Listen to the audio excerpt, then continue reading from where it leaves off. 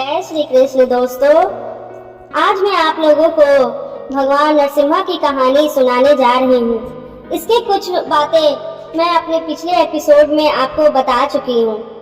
कयाधु को जब भगवान इंद्र लेके जा रहे थे तो वह नारद मुनि के आश्रम में जाकर के रुकी थी और उसका एक पुत्र भी जन्म लिया था जिसका नाम प्रहलाद था।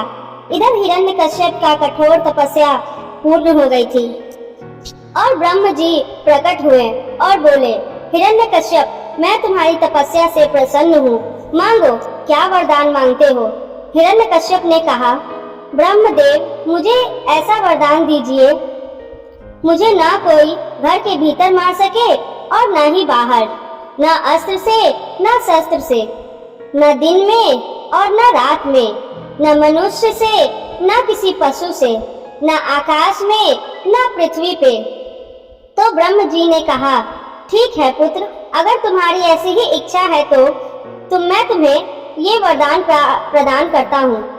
वरदान मिलने के बाद हिरण्यकश्यप को अपने आप पर अहंकार हो गया और तीनों लोगों पर अत्याचार करने लगा।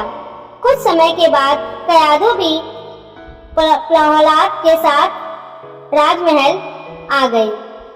भक्त प्रहलाद शिक्षा दीक्षा लेकर महल से आ गया। वहाँ भी वह श्री हरि की नाम जपते रहता था। जब यह बात हिरण्यकश्यप को पता चली तो वो क्रोध में आ गया।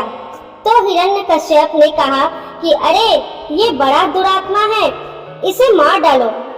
अब इसके जीने से हमें कोई लाभ नहीं है क्योंकि यह शत्रु का प्रेमी है, तो अपने ही कुल का नाश करने वाला हो गया है।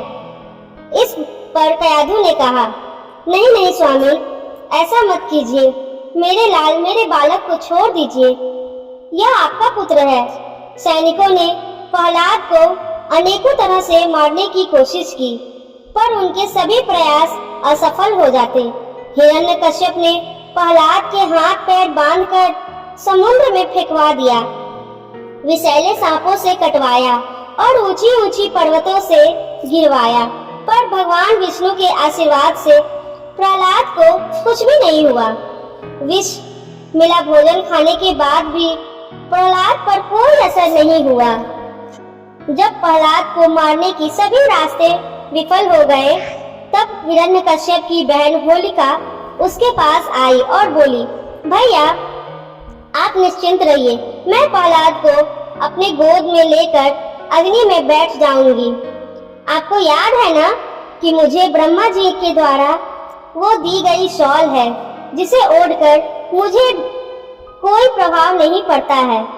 तो हिरण्यकश्यप बोला कि यदि ऐसा है तो मैं अभी सैनिकों को आदेश देकर एक बड़ी मात्रा में अग्नि जलाने का प्रबंध करवाता हूँ। इसके पश्चात होलिका प्रहलाद को अपनी गोद में लेकर अग्नि में प्रवेश कर गई, पर ईश्वर की कृपा से प्रहलाद को कुछ भी नहीं हुआ और होलिका जलकर भस्म हो गई। जब हिरण्यकश्यप को यह बात पता चला, क्या होलिका जलकर भस्म हो गई? इसी समय प्रहलाद को पकड़कर मेरे सामने लाओ। प्रहलाद को लाया गया और प्रहलाद बोला, प्रणाम पिताश्री, जय श्री हरि। हिरण्यकश्यप बोला, दोस्त तू पापी है, मेरे सामने खड़े होकर तो उस हरि का नाम ले रहा है जिसके बल पर तू ये बहकी बहकी बातें कर रहा है, तेरा वो ईश्वर कहाँ है? तो इस पर प्रहलाद बोला, पिताश्री, श्री हरि तो हर जगह पर मौजूद है।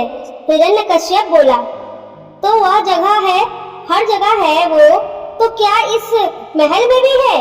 तो प्रहलाद बोला, जी पिताश्री, वह इस महल में भी है। अब इसकी आगे की कहानी आप अपने अगले वीडियो में देखिएगा। तब तक के लिए जय श्री कृष्ण।